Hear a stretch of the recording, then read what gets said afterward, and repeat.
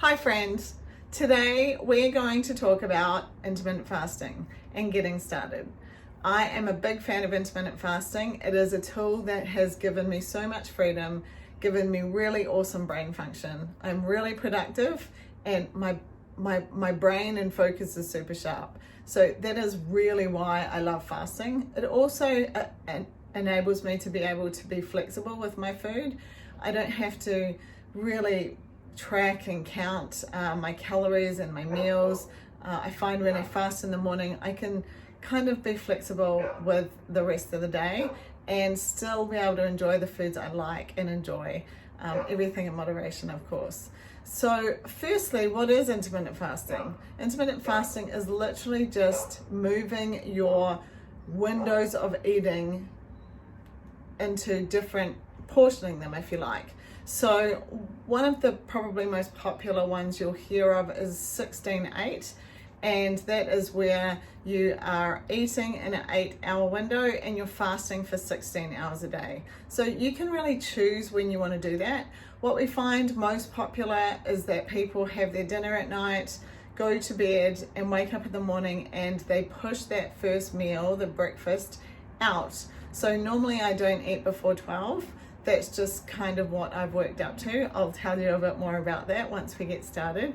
So there's other protocols you can do as well. There's like 5-2 where just for 2 days you do it. You can do it however often you want actually. There's like longer fasts where you can do 24 hours. And once a month we like to do a 60-hour fast, which is obviously 2.5 days. That's a lot longer than what we're talking about here. So to start intermittent fasting, really simple. All you need to do is obviously push your breakfast out, wake up in the morning and wait before you eat. So you're not going to give your body that food that you normally would. So what I like to do is wake up in the morning, have a glass of water. I like to have some pink Himalayan sea salt, and that will just help your electrolytes, gives you some great minerals. So have like 1/4 to 1/2 teaspoon of pink salt and water to get started. Now, while you're fasting, you can have a keto coffee or a bulletproof style coffee. We have a great product we love to use. You'll find that it's called Keto Cream. I love it. It's delicious. So you can make a keto coffee with that and it doesn't break your fast. Or you can have black tea or coffee. Drink lots of water. It's really important to stay hydrated. We need to do that anyway, but I will mention it. And then you won't eat until about 11 a.m. or 12-ish, something like that. So that is really it. Like, it's very simple. But however, I will mention that I really struggled with it when I started. So when I'm coaching people now, I do tell them about the tool that I use that helped me. I use exogenous ketones, the only naturally fermented ones that are available. So they literally were a game changer because I had insulin resistance. So I was an athlete and I had literally taught my body to run on carbs. So it did not know how to use my fat for fuel. So when I stopped giving it breakfast, it was like, thought it was going to die. It wasn't happy about it at all. So I could use exogenous ketones, and they're just a drink that they come in a sachet. You just mix them with water and you drink them, but they give your body energy without breaking the fast. So that kind of hangry, horrible feeling that you get where you want to like kill all your family and anyone that's near you, that goes away because your body isn't, it has fuel on board, if you like. It's got energy, but they're also satiating, so they help you stay full, and then you can fast for longer.